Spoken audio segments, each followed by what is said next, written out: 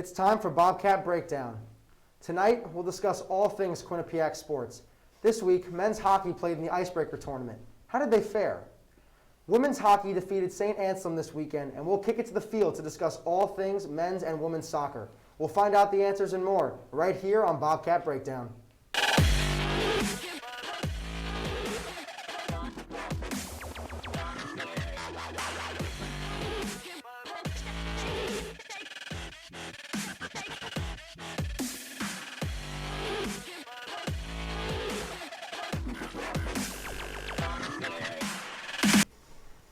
Welcome to Studio 125. I'm your host, Santino Maione. Alongside me, I have soccer beat reporter Ben Kane and hockey beat reporter Ethan Logue. Are you guys ready for a great debate? Santino, excited to be with you on the desk for the first time. And Ben, your first time as an analyst. It is my first time, even though I am a producer on the show, but we'll see how it goes. Yeah, have confidence. All right, let's get into it. The women's hockey team has been getting a lot of shots on goal. But what do they need to do to get better quality shots? Ben, since you're the new women's ice hockey beat reporter, I think it's only fair that you start this one off. All right, I'll kick it off. So I think the key here for Cass Turner's team is quality over quantity. We've seen a Bobcats team this season that's had 272 shots, but they've only been able to convert 30 of them. Now, this isn't really something that's new for the Bobcats either. As Ethan, I'm going to take you on a little trip down memory lane here. Oh, I love that. February 13th, I'm going to paint a scene here. All right. St. Lawrence versus Quinnipiac in Hamden. The Bobcats lost that game 4-1, but they were able to outscore St. Lawrence 34-21. So as you can see, it's something that Cass Turner does a lot. They can move the puck well, but getting those more quality shots on target is something that's a little more difficult. All right, Ben, I'm going to ask you this simple question real quick. Do you know what the women's ice hockey team's record is? They are undefeated this They're season. undefeated. Why do we need to change anything? If they're undefeated, yeah, the quality of opponents, it hasn't been the best, but they're an undefeated team. And another key point to remember is quantity of shots leads to quality. It's important to throw shots on net. Nothing bad ever happens if you're in the offensive zone and you just throw a puck on net. Good things only happen.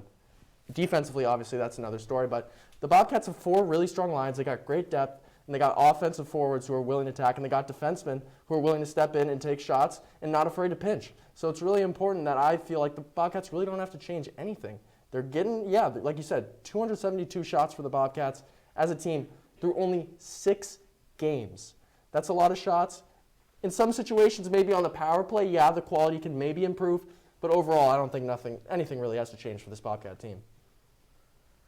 Former Quinnipiac goalie Allie Kelly played against the Bobcats this week, playing for St. Anselm. She knew the Bobcats' strategies on the ice, as she was recently a Bobcat. Due to this, do you think Cass should have changed her lineup as she was expecting to play against Kelly? And should Cass have played Kelly more, seeing how she shined and performed for St. Anselm this past weekend? I'll start this one off if you don't mind, Ben. Similar to my last point, they won both games. What do they have to change? I didn't think anything was wrong with the game plan. They shut them out the second game too, so there's nothing really going on. And as for the second part of that question, should have Cass done anything differently in regards to keeping Kelly maybe on this team? No, I don't think so. I mean, you look at Logan Andrews, look how great she turned out last year. She was a key part of the team. She's back for another year. And you got a transfer from Boston University in Corinne Schroeder, who's been really solid. Even scored a goal. She's got 2 shutouts. She's played 2 games, 2 shutouts. So really, if you kept Kelly, it would have been nice, but honestly, I would consider it maybe a wasted roster spot, honestly. I know it's kind of harsh, but overall, she wasn't really going to play much this year. And you've got 3 goalies still. You also have Katie Buttigieg, who didn't play much last year, but she's really young. She's only a sophomore. She can develop into a really strong starting goalie one day. And another thing to remember is I think both sides benefited from this, honestly, with Kelly transferring. Kelly's now at St. Anselm. She's playing. She's the clear-cut first starting goaltender there. So she's getting a lot more playing time. I think that's why she transferred. I think that's what she wanted, is to play more, and she's definitely getting that opportunity. But overall, Cass didn't make the wrong decision here. Yeah, no, I honestly completely agree with you on this. In 2019, obviously, Kelly started her Quinnipiac career, and she had Abby Ives in front of her, who we know had a standout career for Quinnipiac. And she was really the number 1 for that whole season that she was there. Next season, we had Andrews coming in, and it seemed like she was the number 1 as well. So we didn't really see Kelly able to step into that number 1 role. Obviously, she only played 3 games for Quinnipiac from what I read about. And she didn't really fit into this Cass Turner system, but now, like you said, she found a team where she's getting minutes, she's playing very well, and she was able to shut down 2 huge teams in Quinnipiac. St. Anselm's still a Division I program at the end of the day. That's what's important. And like I want to bring it back to Buttigieg, honestly. because she's a young player, like I said, and she will further develop. With Andrews now being a junior, it just would have been tough for her to get consistent playing time. Yeah, and especially at a collegiate program, you just want to find that team that fits you best, and it seems like she's found that at St. Anselm's. Men's hockey competed in the Icebreaker tournament this weekend. What are your guys' reaction to the tournament? Ben, you want to start this one off? I'll take this one. Two things I saw. First of all, Quinnipiac were down 2-0 against BC, and they were able to find a way to come back and tie that game up, which is a pretty big game for them. And two key players I saw in that game were Ty Smolanik and Tyler Brindamore. Last season, Smolanik, as a freshman, 29 games he played, 14 goals and 7 assists, and obviously he's the highest drafted player in Quinnipiac history from the second round.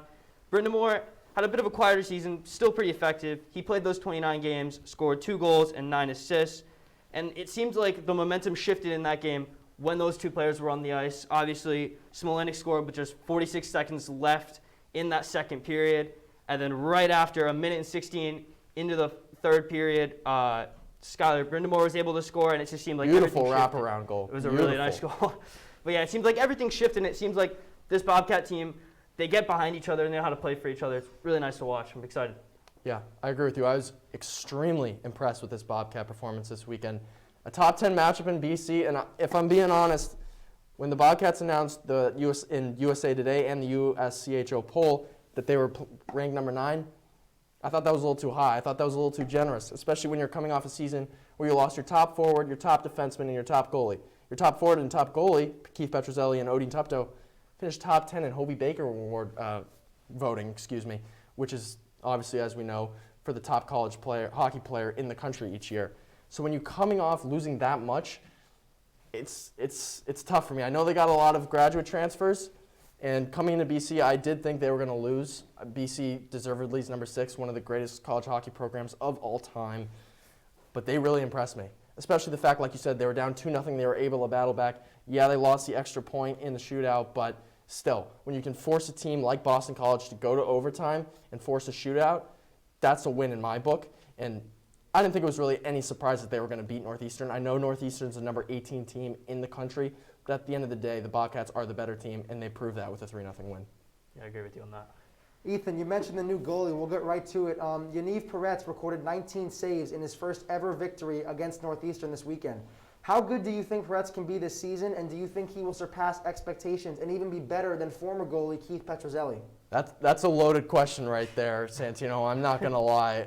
Being better than Keith Petrozelli, like I said, who finished top 10 in Hobie Baker Hobie Baker voting at the end of the year last year, it's going to be tough to top that.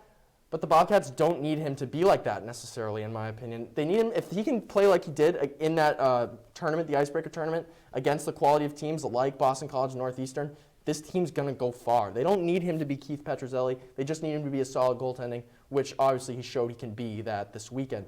2 goals allowed in 2 games against 2 top 20 programs. That's impressive. That's a lot of hope in my opinion. And, with this Bobcat team, the sky's really the limit. Yeah, no, for this question, I got a bit of insight from hockey beat reporter Gage Kilborn, and what he saw... That's risky. I'm not going to lie. And what he saw was that Peretz, while he's a good shot stopper, he's not able to move the puck as nicely as Keith Petrozelli was last season. And he was telling me about this other goalkeeper that they've gotten, St. Cyr, from Notre Dame. Mm-hmm. Obviously, a grad student, you have a guy coming in who's had a big time, playing big games for Notre Dame, played the likes of Michigan, Minnesota, Ohio State, even Penn State. A Gage Kilborn's favorite team. But you have this guy kind of waiting in the wings as Peretz is still playing right now. You're looking for that kind of leadership from St. Cyr, see if you can boost Peretz's game just a little bit more and trying to get him to the level that Keith Petrozelli was at. Obviously, like you said, it's very hard to get to that level. But that's not a knock. I want to make that clear. It's not a knock against Yaniv Peretz or Dylan St. Cyr. It's more of complimenting how good Keith Petrozelli was last year. And I think it's also important to note the fact that, hey, you got 2 really solid options at net. You can go to either one. I would like to see Dylan St. Cyr play this weekend again in Vermont. I think that would be a hostile atmosphere, and that would be a good chance to see what he can really do. Obviously, we saw what he did at Notre Dame in the Big Ten Conference, which is obviously, as we know, a fantastic hockey conference.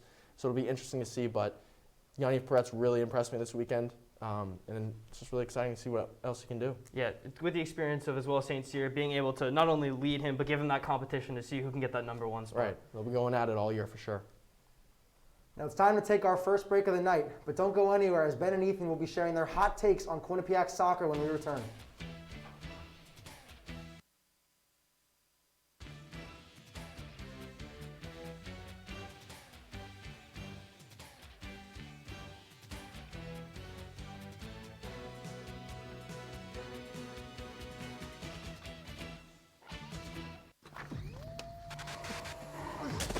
Multiple studies have shown that marijuana can slow both driver reaction and response time, which can be really dangerous.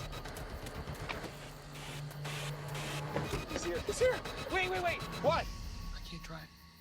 Why? My. Oh.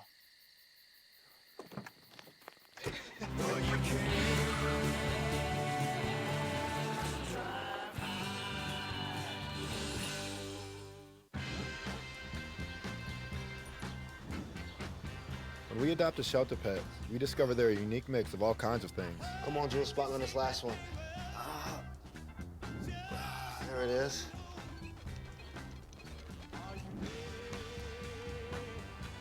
Keep going with it. Leo. They're a little bit of a lot of things,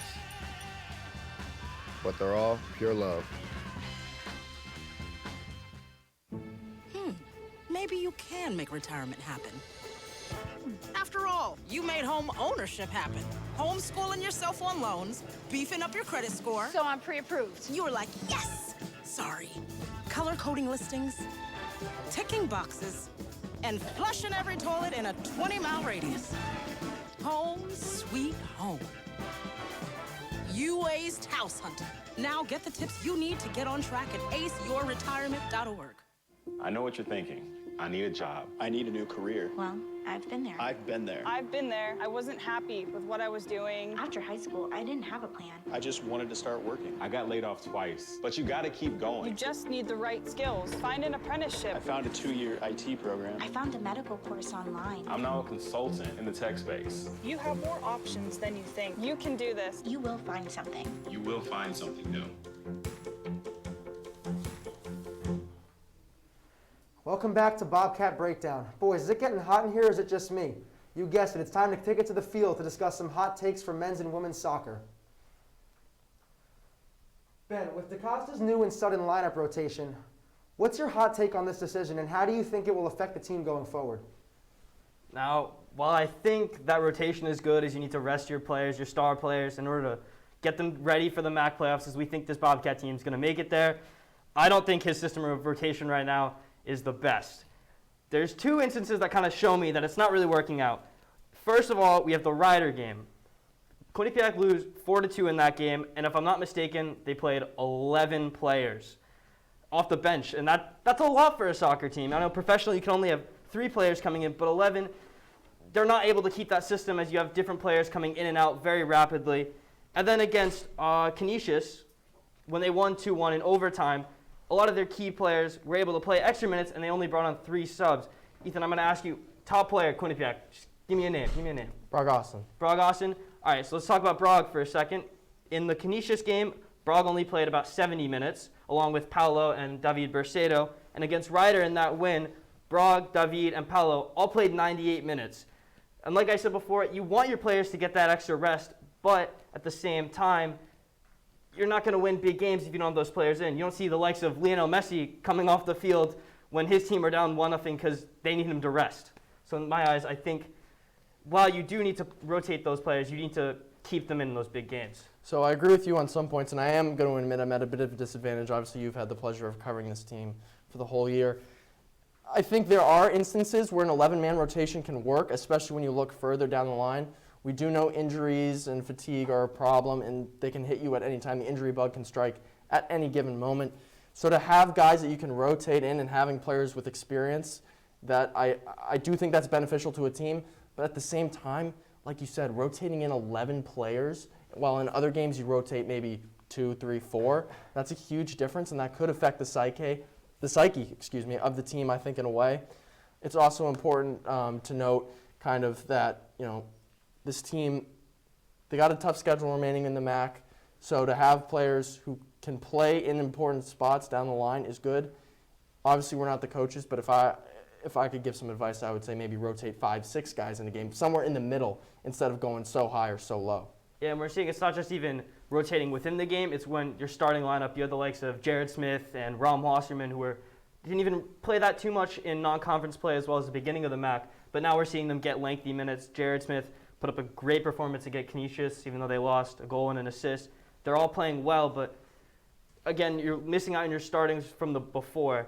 How is that going to affect you down the road? It is also a little concerning to see them go into overtime against some teams that they should easily beat. Yeah. So Ethan, after listening to Brogossen's comments, do you think that the Bobcats can go undefeated this year? Well, for those of you who don't know, Brogossen believe this team could go undefeated the rest of the way. Do I think that's possible? Yes, obviously anything's possible. We know that. Do I think it'll happen? No, I don't. The MAC is just really stacked with talent. I know you'll agree with me on that one, correct? No, I would agree with you. There are a couple of games coming up that I think that are going to be especially tough, mainly Monmouth at home and then going to play St. Peter's in New Jersey on the road. Both those teams, Monmouth top of the MAC, St. Peter's not too far behind Quinnipiac. But you look at the schedule on your screen right here, Marist, Rider, Canisius, Iona, Monmouth, and Fairfield. Those are winnable games, obviously, but to just rattle off 6 in a row like that in the MAC, I'm sorry, I can't see it happening. Yeah, I'm looking at that schedule for the Bobcats coming up, and I know you talked about the big games that they have coming up, but I'm looking at one game, Iona. It's the next game. Iona's 1-2-1 in their conference. Obviously, they had a tie in the MAC, which the tying rules kind of confused me in soccer for this, but it confuses everyone, I think. they did have that tie, and we've seen the Bobcats going on this stretch this season where they'll win a game and then they'll lose 2, and then again they'll win a game and they'll lose 2. Can the Bobcats break that streak right now? And I think it goes back to what we were talking about earlier. How is DaCosta going to utilize his team? You saw that 3 subs can win you a game when you have your big-time players in, and they've gotten a decent amount of rest between these last 2 games.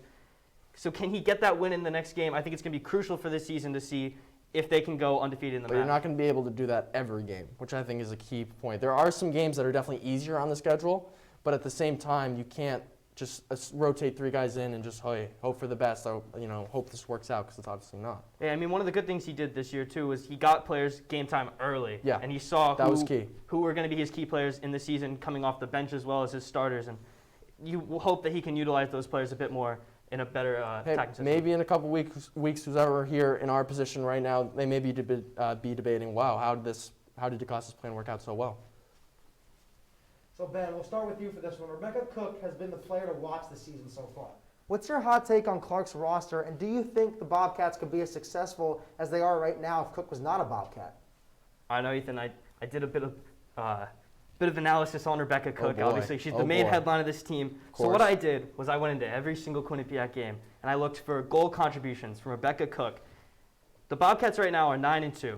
When you take out all of Rebecca Cook's goals and assists, they're still 7-2, and there's 2 games Rebecca Cook scored they would have gone to overtime, or she scored in overtime, that we wouldn't know the result. So did you not factor those in at all? I put them on the side as a tie, because we can't have ties in the MAC. Okay. All right. So we don't know. It could have fallen to a 7-4 or a 9-2 like what they are right now. But Quinnipiac has shown that they can play around Rebecca Cook. They're not always trying to feed it into her. They're creating chances, and she's the one to tuck them home. If you put the likes of Selena Salas in those positions, can she also score, even if you take Rebecca Cook out of the system?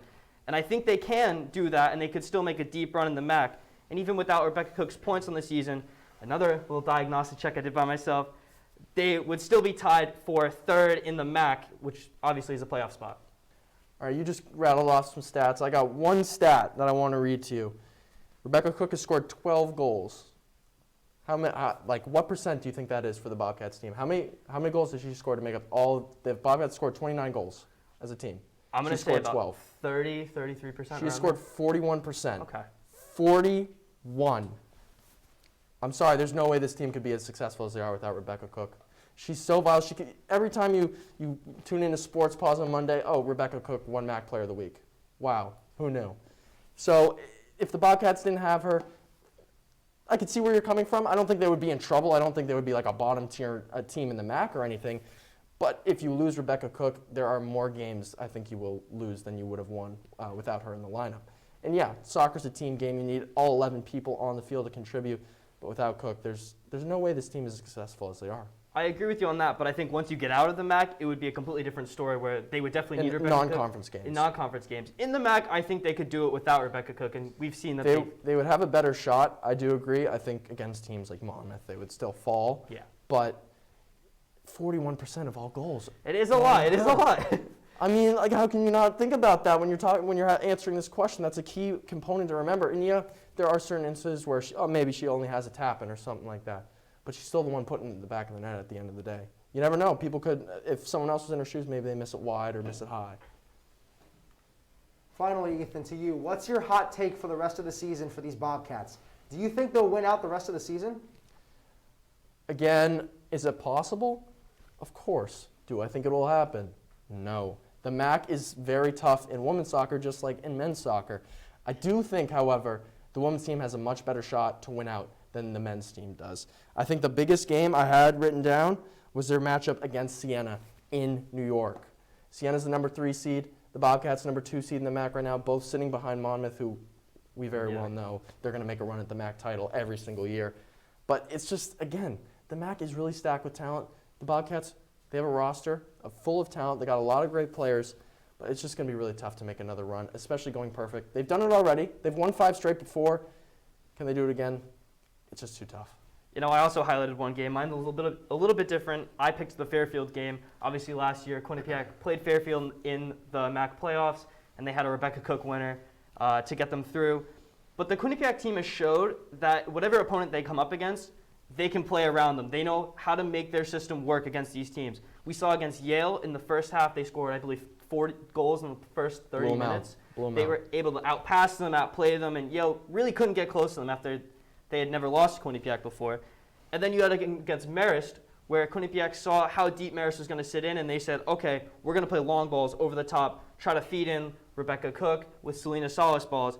And I just think this team really understands how they need to play for each other in order to get them over the finish line. So I think if they can beat Fairfield, they have a very good shot of going undefeated this year. Would you say yes or no right now? You have to give me one answer, yes or no. I would say yes. All right, that's a bold take. I like it.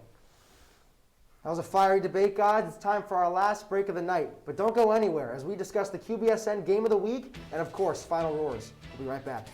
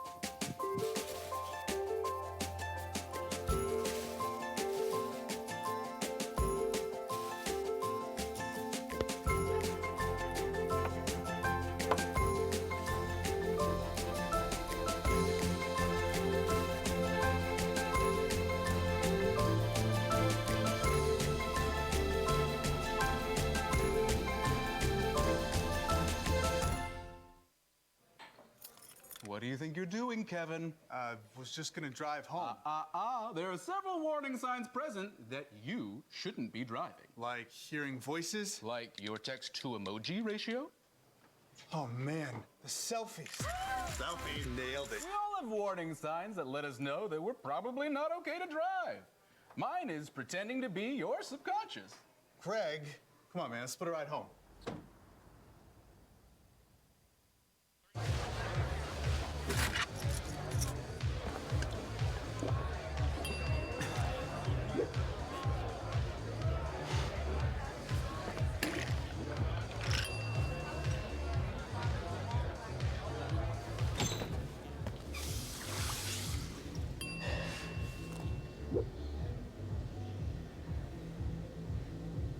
If you need to do something to feel okay to drive, you're not okay to drive.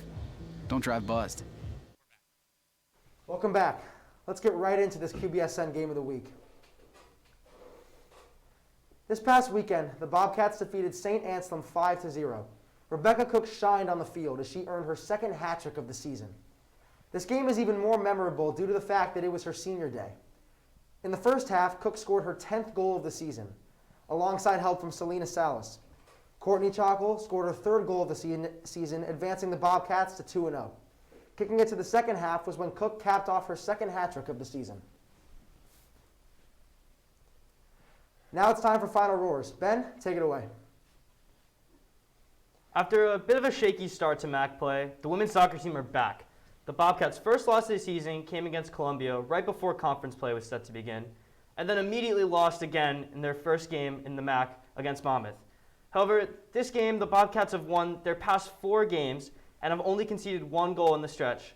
While the immediate reason for the Bobcats' success seems to be the performance of Rebecca Cook, for me, it's the back line of this team. They rank first in the MAC in goals against this season, with just 7 goals allowed in 10 games, and have registered 5 clean sheets as well. Dave Clark has put his trust in the defenders to not only protect the goal, but also to become the playmakers of this team. Clark trusts in his team to quick start the offense, either through that build-up play, starting with the goalkeeper, or the more risky long ball, which has been dangerous for the Bobcats this season. So sit back and enjoy as they are primed and ready to make a run at the MAC title. Every week on Sports Pause and Bobcat Breakdown, we here at Q30 provide you with the latest updates and debates surrounding the Quinnipiac athletic teams. No, I may be a little biased. I do think we do a pretty good job of providing information and analysis on the latest in Quinnipiac sports. However, there are instances where we do not show all the Quinnipiac teams. Do not show all the Quinnipiac teams the love they deserve. So what better time than Final Roars to give some attention to the golf and cross-country teams here at Quinnipiac. The Quinnipiac women's cross-country team, how about a 4th place finish at the New England Championships on Saturday? 12 different Bobcats recorded personal best times in the 5K race, and senior Emily Young finished the day with yet another top 20 individual performance for the Bobcats, this time finishing 14th out of 155 runners with a time just over 18 minutes. The men's cross-country team also competed in the New England Championships on Saturday, finishing 16th as a team. Cam Starr led the way for the Bobcats, finishing 44th out of a total 340 runners, with a time of 25 minutes and 51 seconds in the men's 8K varsity race. And last but certainly not least is the Quinnipiac golf team. The Bobcats, already coming off a MAC championship last year, placed first overall in the Quinnipiac Classic on Monday, with first-year Elise Kim finishing first overall in the tournament. Though they may not get the coverage or attention that other Quinnipiac teams are getting, they are providing that they are certainly deserving of it. Men's basketball is less than a month away, and I think we are going to see big things from the Bobcats this year. Their leading scorer from last year, Jacob Rigoni, is back, and I think he's going to have another big year. After averaging 9.7 points per game last season, Ty Muchineri is returning for his sophomore season, and I think he's going to make a big jump from his freshman year. The Bobcats did have a losing record last year, and had a losing record for the conference play in the MAC as well. However, last year was a tough year due to COVID-19. Heading into the first normal NCAA season since the pandemic began, I think this is the year that the Bobcats can make a statement in the MAC. If Coach Dunleavy can rally his team and everybody does their part, I could see the Bobcats winning the MAC tournament and even possibly making it all the way to the NCAA tournament when March rolls around. Unfortunately, that's all the time we have for tonight. To stay up to date on our content and all things Quinnipiac sports, be sure to check out our website at q30tv.com. Also, give us a follow on Twitter at Q30 Sports. From the producers, everybody behind the scenes, our awesome analysts Ben and Ethan, and myself, thank you for watching and have a great night.